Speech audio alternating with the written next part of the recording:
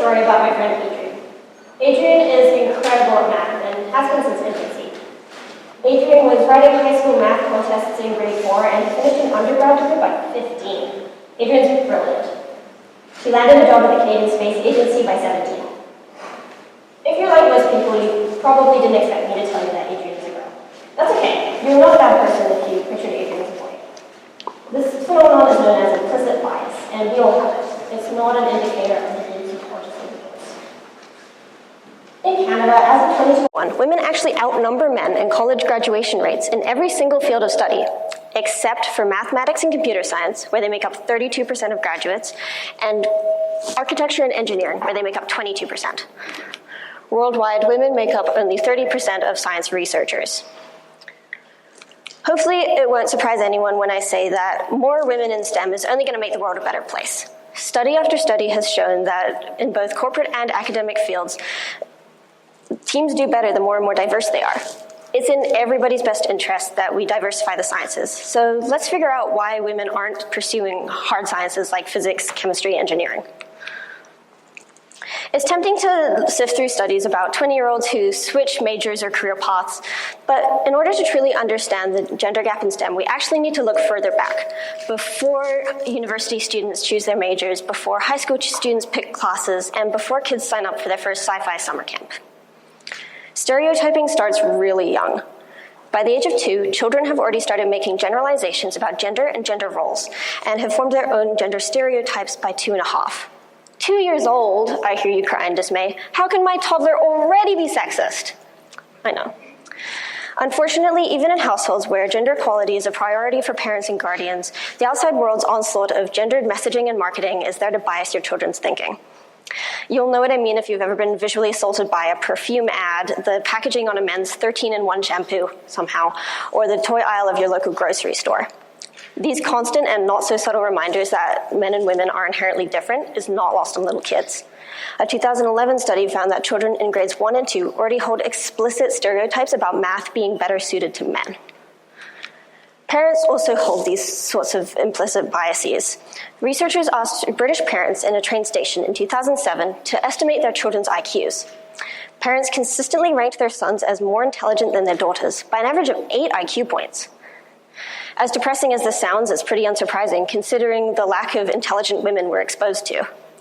A 10-year study done by the Gina Davis Institute found that only 38% of scientists portrayed on screen are women, and 56% of those women were in life sciences, which are considered a less manly career path. While the number of people of color portrayed in STEM roles has skyrocketed from 29% to 42% from 2007 to 2022, that increase was concentrated in the medical field and didn't extend to the so-called hard sciences. Now, little kids with stereotypes in one hand and dinosaur stuffed animals in the other head off to elementary school, where they encounter teachers with those same implicit biases and textbooks filled with men.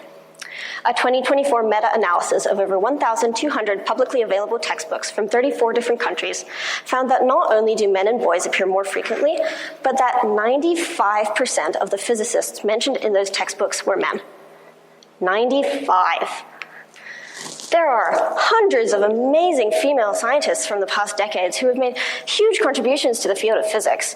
Have you used your in-home heating or Wi-Fi recently? Thank a female scientist. But could you name more than maybe Marie Curie or Jane Goodall? The lack of female role models in STEM genuinely does do a number on children's confidence and interest in the subject. And this effect is even more pronounced on kids of color who only ever see whiteness being celebrated in their history and science textbooks alike. By the time they get to high school, gender segregation and differences have been pretty solidified for most teenagers. And there now exists an added social threat to conform to norms in order to fit in. This makes it significantly more difficult for teenagers to pursue activities that are non-traditional for their gender. A 2014 study found a correlation between a high school's gender segregation in its extracurricular activities and the number of girls who graduated from that high school with intent to major in STEM. Gender segregation would look like a school only having a boys' football team or a girls-only cheerleading team.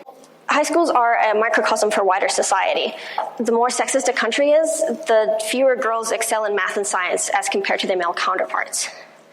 And gender stereotypes run so deep that both men's and women's performances in cognitive tasks are influenced by whether that task is characterized as masculine or feminine. You know how we're always being told that women are naturally more nurturing and empathetic than men? Studies have found that men are actually really, really empathetic if you can convince them that it's manly, and get really, really bad at math if you tell them the concept is used to design shoes or handbags. All of the cognitive differences between men's and women's brains are actually just due to societal constructs. Men aren't better at algebra or packing the trunk of your car. We just tell them that they are, and everyone believes it. It runs deeper than that, though. The simple act of reminding a woman of her gender will negatively impact her test scores. This is because of something psychologists refer to as stereotype threat, and it happens because the test taker is worrying that they'll contribute to a negative stereotype about a group they're in. Now the mathy woman is in her own head and desperate to prove the patriarchy wrong, which makes taking that test so much harder. I feel this. When I sit down to write a math exam, I feel like there's more than my grade on the line. And if I get that exam back and I'm not super proud of it, I feel like I've failed as a feminist. And stereotype threat doesn't go away once we've turned the bubble sheet in.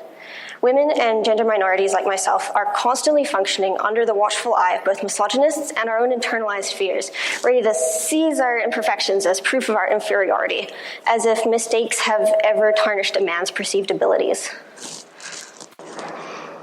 We wonder why women aren't climbing more corporate ladders and leaning in more. Ladies, we just need to embrace confidence like men do, and hashtag girl boss our way to the top. Except that's asking women to succeed within the systems that oppress them: patriarchy, capitalism, and imperialism. And as author Koa Beck says, that's not the way forward. So what is? The most powerful tool we have to end systems of oppression is education. But that's a really big topic, so let me break it down. Starting in the home, parents can provide their kids with STEM-themed playthings. I will always be thankful to my parents for the plastic chemistry set and the oversized lab coat they gave me when I was 6. Provide your kids with media that centers strong female voices of color. This does amazing things. It inspires your daughters, and it teaches your sons how to empathize and identify with women.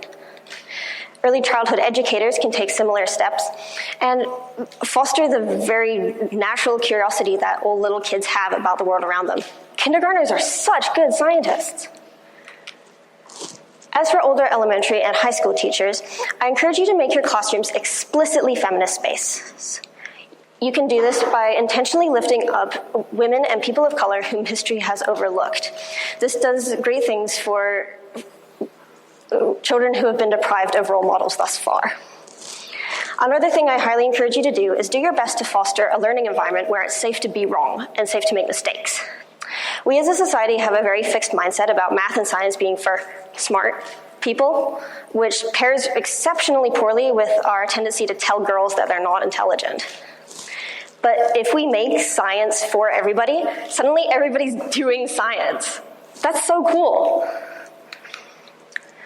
Being an intersectional feminist isn't easy. I won't pretend that it is. It takes a lifelong commitment to education and personal growth. But there are great places to start. I highly recommend a trip to your public library where you can look for names like Audre Lorde, Angela Davis, Bell Hooks, and Koa Beck. Closing the gender gap in STEM isn't going to happen overnight. And as much as I want it to, it probably won't happen in my lifetime either. But I think that it could in my daughter's lifetime.